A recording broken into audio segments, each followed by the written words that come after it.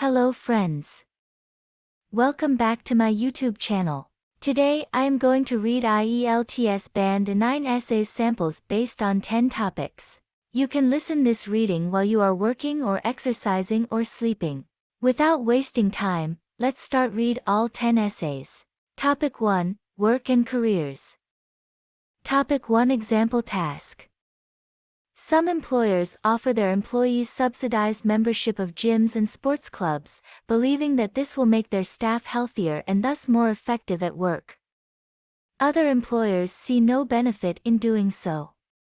Consider the arguments from both aspects of this possible debate, and reach a conclusion. Band 9 Model Essay. Employers are always seeking ways to enhance their employees' productivity, and subsidizing healthy pursuits may be one way of achieving this.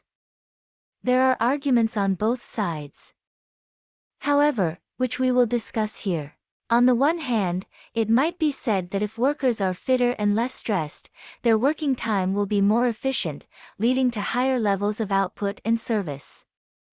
Furthermore, the work-life balance of the staff will hopefully be improved, because their leisure time will be more fulfilling.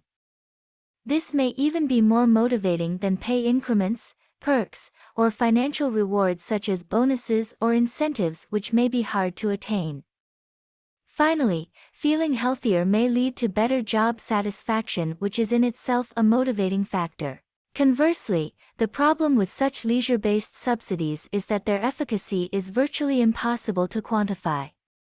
For example, with target-related payments, employers can at least see whether the objectives are reached or not.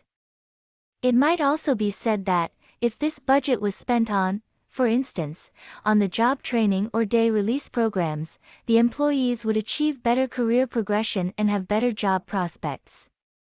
These matters are all easier to measure, especially in performance reviews and appraisals, and may even help to reduce the risk of redundancy if the company restructures, downsizes, or outsources its workforce.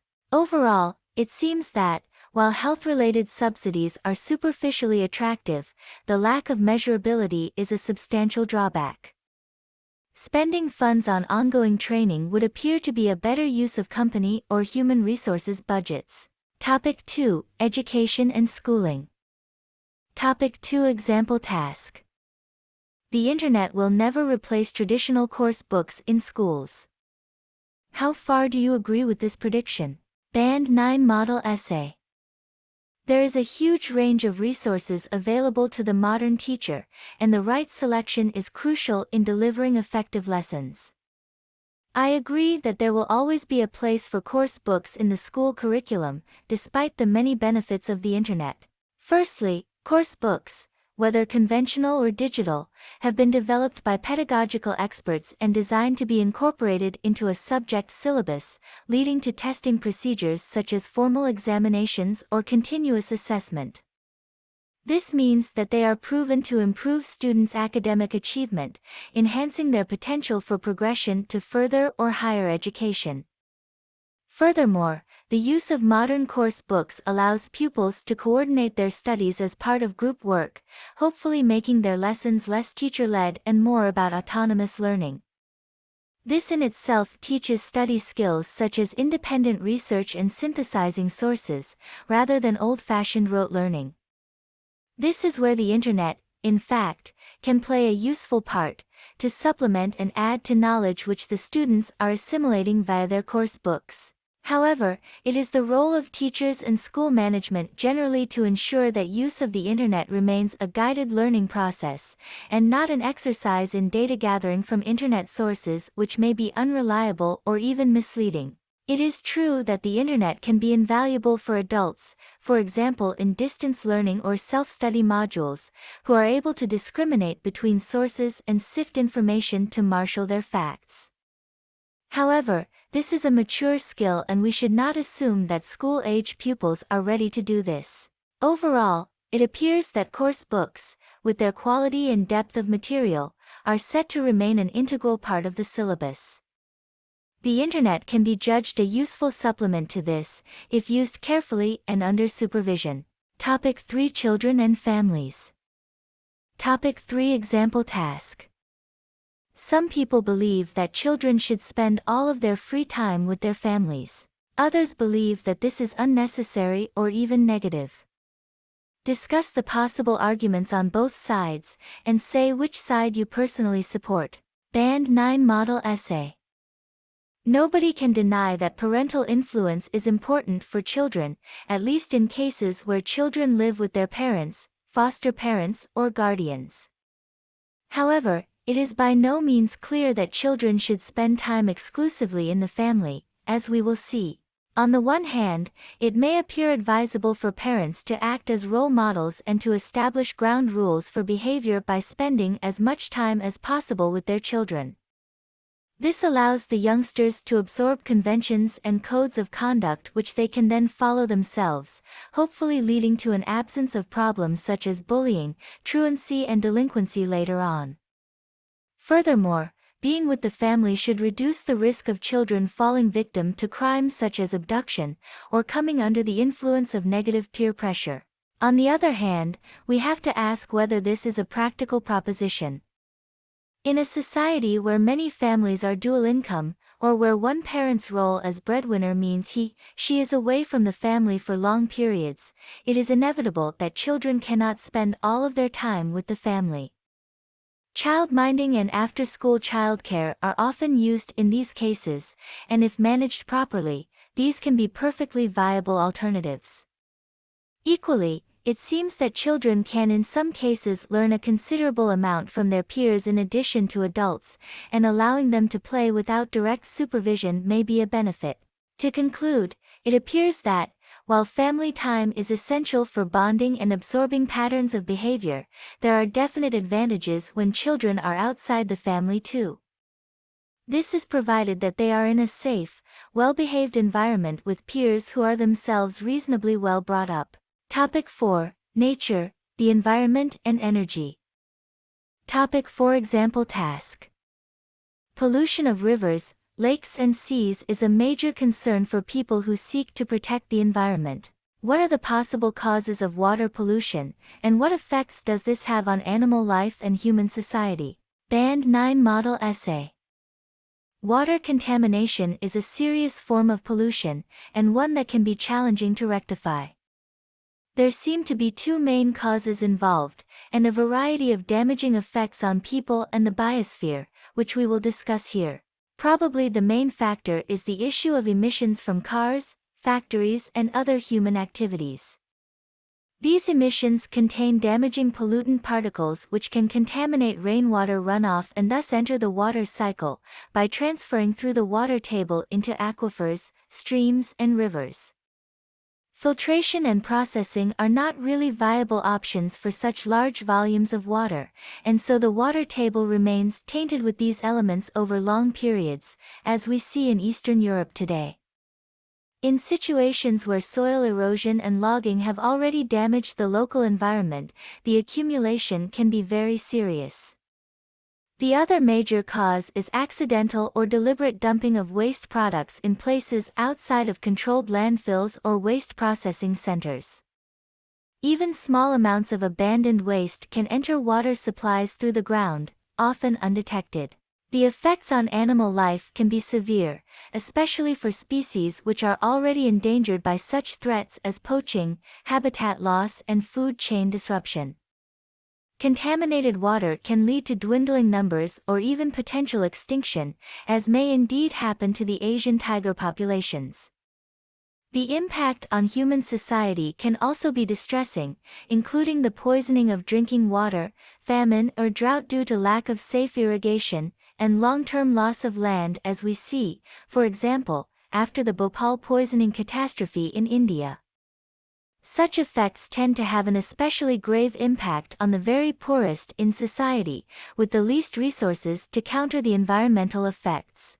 Overall, we see that emissions and dumping are the main origins of the problem, and that the effects on both humans and animals are exacerbated by the existing environmental, criminal or social problems. Topic 5. Culture, Art and Traditions. Topic 5. Example task. In many countries, traditional dress and costumes are considered effective ways of maintaining links with the past. How effective can traditional costumes be, in this sense? What other ways exist to help citizens connect with a country's past? Band 9 Model Essay. Most people would agree that preserving connections with our past is an admirable objective, especially as the world evolves so rapidly. I feel that traditional costumes are one part of doing this, but they are by no means the most important, as we shall see. Admittedly, historic dress plays a key role in social events such as religious rituals or military parades, and these events are helpful in transmitting social memes such as public duty and self-sacrifice. Traditional costumes also remind us of the origins of cultural traditions and mythologies, for instance the historic Swiss national dress which evokes their medieval independence. However, it must be said that costumes are an accessory in these situations, and do not appear to constitute the central message. It is the ceremonies themselves which convey the cultural norms that help to maintain the fabric of society. In this sense, the costumes are of secondary importance. Furthermore, it seems that there are in fact much more powerful ways in which culture is conserved and handed down between the generations. Most countries have a rich heritage of legends and folklore about the birth and development of their nation, some of which are mythological and some being grounded in truth, as we see in the English stories about Robin Hood or George and the Dragon, for example. These stories are a cultural inheritance which embodies important symbols and concepts far more effectively than dress. Similarly, we must remember the significance of art and music in passing on our traditions, in forms ranging from fine art to handicrafts, and from opera to traditional shanties and dirges. The presence of visual or linguistic messages in these media make them more effective than costumes, which convey no language. Overall, we must recognize and welcome the use of traditional dress in helping to maintain our cultures. However, the forms of story, art and music would appear to be the driving forces in this invaluable process. Topic 6. Healthcare, Health and Sport. Topic 6. Example task. Many doctors are concerned about the high use of computer games by children and young people. What mental and physical problems may arise from excessive use of these games? How could these problems be reduced? Band 9 Model Essay. Children appear to enjoy playing video games, and while there are undoubted benefits, various negative effects stem from this too. Let us consider the main issues, and then outline possible remedies. Perhaps the major physical problem is the sedentary lifestyle which these games encourage, meaning that youngsters may incline to obesity or inadequate development. Added to this is the strain on eyesight resulting from excessive use of screens and consoles, meaning that children may suffer symptoms of poor vision. There are also concerns about impairment of reflexes due to the repetitive nature of the hand muscles when playing these games, and about the poor diet of convenience food which often accompanies this lifestyle. The most alarming psychological impact of such activities is possibly the risk of addiction, meaning that children become obsessed with the games and are unable to socialize with family or peers. This undermines their interpersonal skills and makes them underperform both academically and socially. Turning to possible solutions, perhaps the immediate step would be to promote a more active lifestyle through exercise regimes or sports programs which would help to detoxify the lifestyles of children affected. This could be done through sponsorship of sports, or participation in competitive events such as races or matches, hopefully ameliorating the physical effects of excessive games use. Potential remedies for the danger of mental addiction may be, firstly, an initiative to raise awareness of the risks of the situation, for example through health warnings on games packaging or through high-profile spokespersons spreading such a message. For example, if sports champions or figureheads speak out about these dangers, the message may well get through to children. To sum up, the risks posed by excessive gaming are connected to an unhealthy lifestyle and the possibility of dependency on the activity. Possible answers might involve stronger education about the dangers and the health benefits of more active pursuits. Topic 7. Global challenges. Topic 7 Example Task. Unemployment remains the biggest challenge to school leavers in most countries. How far do you agree with this assessment? What other challenges face young people today? Band 9 Model Essay. Youth unemployment is certainly a worrying challenge for most countries, especially at a time of economic instability and social unrest. However, to say that this is the largest issue is to overlook a range of equally pressing matters, as we will discuss now. It must be admitted that joblessness can undermine a young person's economic prospects and consequent social mobility. Nevertheless, this issue can be ameliorated by coordinated action between the state and the private sector, as we have seen, for instance, in Canada recently. When this is realized, we can see that other concerns are at least as serious. Foremost among these is perhaps the issue of age demographics, whereby young people bear the burden for an increasingly elderly population with high longevity. This means that young people will pay higher taxes and work longer hours, possibly forcing them to migrate to countries where this pressure is lower. The effect of this is the brain drain situation, which can be seen in Southern Europe, where young, ambitious people prefer to leave their countries altogether, exacerbating the problem for those remaining. Furthermore, we must remember that a substantial proportion of young people globally face existential threats such as famine, drought, or outbreaks of disease. These problems are often caused by, or are compounded by, civil war, political instability, or the corruption of people in power locally. Such risks are a danger to their safety in addition to their livelihood, and so would appear to be far more serious than unemployment. To conclude, it seems logical to accept that joblessness is a major challenge for young people. However, persistent trends in demographics among developed countries and the presence of physical dangers in developing countries should be regarded as at least as severe. Topic 8. Cities and infrastructure. Topic 8 Example Task. Transport delays and long journey times are a widespread phenomenon in many cities today. What are the causes of this problem, and how could the situation be improved? Band 9 Model Essay. Transport is an essential part of urban life, and lengthy journeys are frustrating and expensive for those concerned. There appear to be two main causes of this, and several possible solutions, as we will explain here. Perhaps the main cause is the lack of investment or funding for infrastructure in the form of high-capacity public transport and increased road space for private vehicles.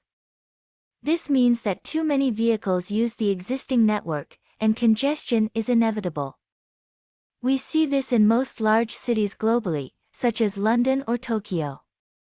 Many conurbations also lack finance for transport hubs, such as integrated road and rail facilities which could connect public and private transport, thus reducing bottlenecks. A further cause seems to be the problem of overcrowding in cities, whereby people migrate from the hinterland and settle in urban areas, putting strain on amenities, housing, and above all on transport capacity. This means that an already stretched system is often pushed to a critical point, causing cancellations and breakdowns in the technology used, especially in situations of urban sprawl such as in Latin America. Regarding potential solutions, probably the main remedy would be to encourage investment in better infrastructure, for example through subsidies or public-private partnerships, as was tried successfully in Germany during the 1990s. This enhances the network and fosters a sense of civic pride, to everyone's benefit. Another solution may be to use tax incentives to allow more home working, so that there is less need to commute from the suburbs to the inner city for work. A final response might be the development of more flexible patterns of transport, such as communal carpooling, which would reduce reliance on existing systems and vehicles. In conclusion, it seems that outdated infrastructure and overcrowding are the key factors behind our transport frustrations. Possible solutions would involve better funding, and also innovations in ways of working and traveling to reduce the burden on the system. Topic 9. Countryside and agriculture. Topic 9 Example Task. It is sometimes said that the countryside offers a high quality of life, especially for families. What are the arguments for and against families choosing to live and work in the countryside, for example as farmers? What is your own view about this? Band 9 Model Essay. There can be few choices in life more important than where to settle as a family, and the question of an urban or rural location is complex. There are strong arguments for and against living in the countryside, as we will discuss now. On the one hand, it might be said that the countryside is rather a backwater, with fewer cultural amenities than a city in the form of museums, theaters, and even sporting events. This may mean that families become isolated, especially as rural depopulation leaves fewer country dwellers in the area, as we see, for example, in central France. Added to this is the scarcity of schools and colleges, meaning that children may need to travel long distances for their education. Finally, career options may be more limited in the countryside for both parents and children, resulting in rural unemployment and long-term rural poverty in the worst cases. Conversely, life in the countryside has rewards which go beyond material considerations. For example, the abundance of natural resources such as land, wildlife, forestry, and water bodies means that a comparatively simple life can be lived at a subsistence level. Many country residents are self-sufficient smallholders in this sense, safeguarding them from the changes in the wider economy which can afflict city dwellers. If the parents are farmers, children learn the importance of animal husbandry, methods of farming such as crop rotation and irrigation, and generally may become more in tune with the natural world as a result. Finally, as technology enables children to undertake distance learning or remote viewing of cultural attractions such as museums, they should be less isolated from their cultural heritage. Overall, it seems to me that quality of life in the countryside today is indeed quite high, with its advantages of resources, self-sufficiency, and environmental awareness. This is especially true now that communications are reducing the risk of isolation in such far-flung communities. Topic 10. Government and the authorities. Topic 10. Example task. Some observers say that police officers should be recruited from the communities where they work, so that they have local knowledge. Other people say that this is unnecessary, or even undesirable. Where do you stand on this debate? Is local knowledge essential in modern policing? Band 9 Model Essay. The need for effective, trustworthy police officers is paramount in society today, especially as criminals become more devious and creative. Regarding whether police should be locally hired, there is a case to be made on both sides of the debate. Those who support local recruitment of officers point to the need for the police to understand the minutiae of the local community. For example, a community may have certain frictions or a history of a specific grievance, whether religious, political, or otherwise. In such situations, the argument goes, the police need to show sensitivity, and also be able to anticipate the kinds of crimes that may be committed. Furthermore, local officers may find it easier to gain informants in the community, leading to stronger evidence at trials, higher conviction rates, and a deterrent to crime through sentencing, imprisonment, fines, or community service, leading to rehabilitation of the offender. On the other hand, it seems likely that officers from the community may in fact share some of the tendencies of the people they grew up with. For example, in countries such as Mexico, we see a high incidence of corruption among the local business and government community, which is equaled by bribery among the police. A second objection is that local sensitivity may lead to the police failing to enforce laws fully, and effectively making exceptions for some offenders, which is unequitable towards law-abiding citizens. Finally, we must remember that police officers should have transferable skills, such as lateral thinking and investigative ability, which should transcend their background or the environment they are working in. Overall, it seems to me that local knowledge is not absolutely essential for the police, whose skills should be effective in any context. Indeed, I agree with those who say that the risks of local recruitment outweigh the benefits, because of the danger of corruption and overfamiliarity with potential offenders. Thank you, friends. Thank you for watch this video. If you like this video, please consider to like and subscribe this channel. Thank you.